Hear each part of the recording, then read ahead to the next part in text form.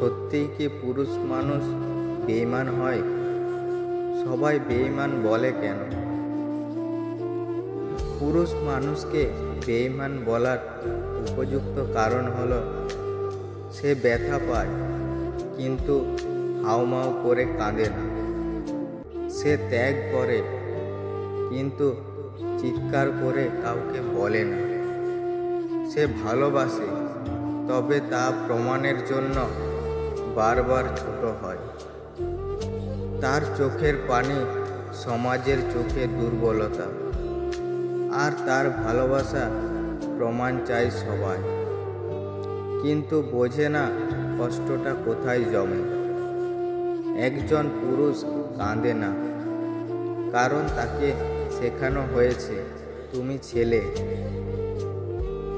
তোর কাঁদা মানায় না, তাই সে ব্যথা সহ্য করেই যায়।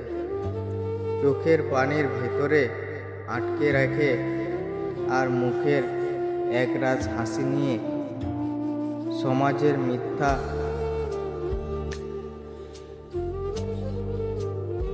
কিছু স্মৃতি নিয়ে বয়ে বেড়াতে হয়।